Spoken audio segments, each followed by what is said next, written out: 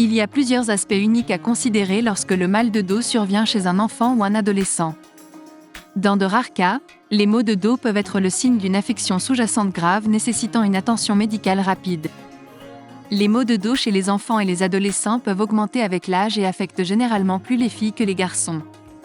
Cette vidéo fournit des informations complètes sur les maux de dos chez les enfants et les adolescents, y compris les causes probables, les considérations diagnostiques et les options de traitement disponibles, pour aider les parents et les soignants à comprendre et à soutenir les enfants présentant ce symptôme.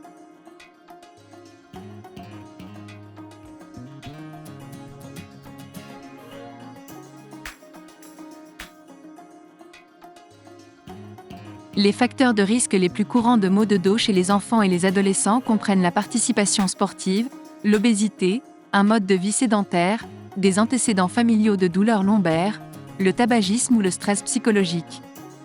Par exemple, les enfants et les adolescents ayant des antécédents familiaux positifs de douleurs lombaires sont presque 2 fois plus susceptibles de souffrir de maux de dos pendant l'enfance ou l'adolescence que leurs homologues sans antécédents familiaux pertinents. Les preuves suggèrent que les personnes souffrant de douleurs lombaires dans l'enfance courent un risque plus élevé de développer des douleurs lombaires à l'âge adulte. Les enfants d'âge scolaire qui se plaignent de maux de dos ont généralement aussi des niveaux élevés de difficultés psychosociales, telles que la détresse émotionnelle et des problèmes de comportement et de fonction quotidienne.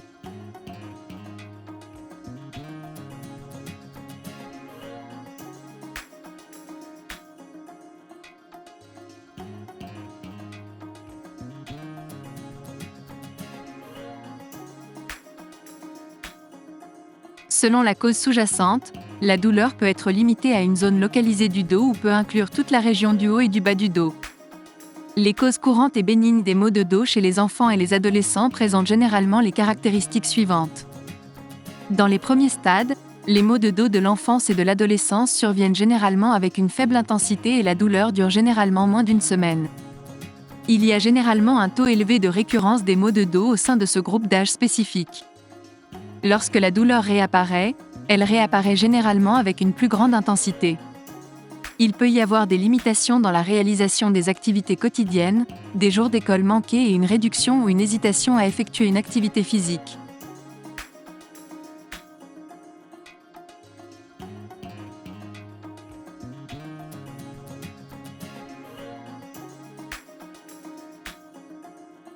Sur la base de la cause sous-jacente, quelques types de maux de dos ressentis par les enfants. La douleur aiguë. Une douleur aiguë, lancinante ou lancinante peut survenir en cas de blessure, de traumatisme, de fracture de la vertèbre ou de la plaque de croissance vertébrale ou d'une hernie discale. La douleur chronique. Une douleur constante, une douleur qui va et vient ou une douleur liée à la posture peut survenir en raison de spondylarthropathies inflammatoires, de problèmes psychologiques ou de problèmes de développement, comme la maladie de Scheuermann. Douleur qui s'aggrave avec le mouvement de la colonne vertébrale.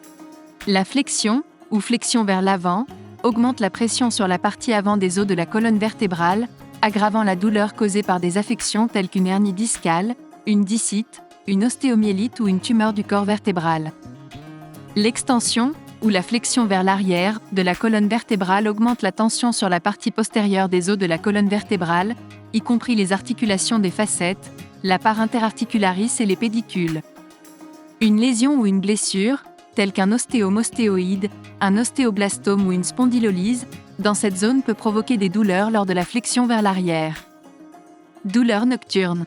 Les douleurs fréquentes qui surviennent la nuit et réveillent l'enfant sont généralement associées à des tumeurs ou à des infections, telles que l'ostéomyélite, la discite, l'ostéomostéoïde, l'ostéoblastome, le granuloméosinophile, le kyste osseux anévrismal, la leucémie, le sarcome d'Ewing ou les tumeurs de la moelle épinière. Les maux de dos nocturnes chez les enfants et les adolescents nécessitent des soins médicaux immédiats.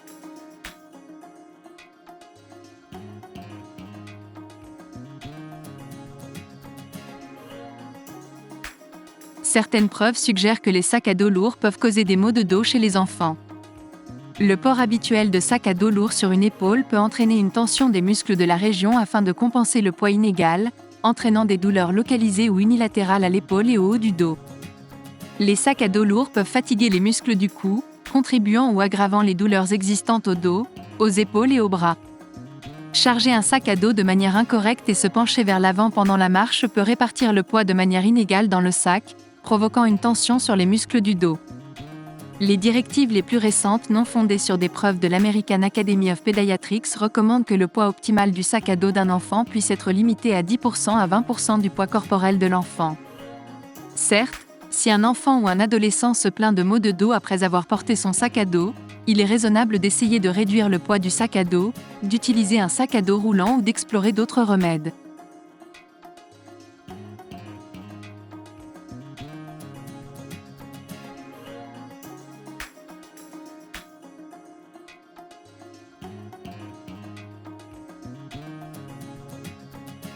Toute plainte d'un enfant ou d'un adolescent au sujet de maux de dos aigus ou de maux de dos chroniques est prise au sérieux par les pédiatres et est généralement suivie d'une consultation détaillée qui comprendra un examen des antécédents médicaux de l'enfant, un examen physique approfondi et un examen psychologique évaluation, si nécessaire.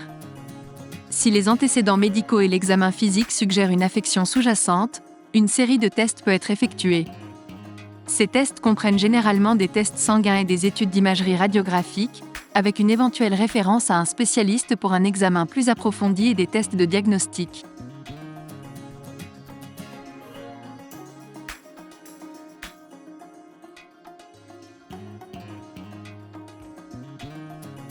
Les maux de dos, en particulier les douleurs sévères dans la région lombaire chez les enfants de moins de 10 ans et en particulier chez ceux de moins de 4 ans, doivent être considérés comme un signal d'alarme pour les pathologies sous-jacentes graves, qui peuvent inclure fractures vertébrales, tumeurs de la colonne vertébrale, maladies infectieuses et syndrome de la queue de cheval.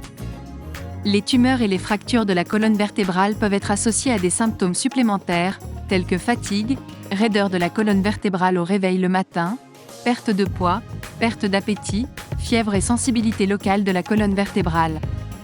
Les douleurs nocturnes, les douleurs qui réveillent l'enfant du sommeil et les douleurs au repos peuvent être spécifiques aux tumeurs.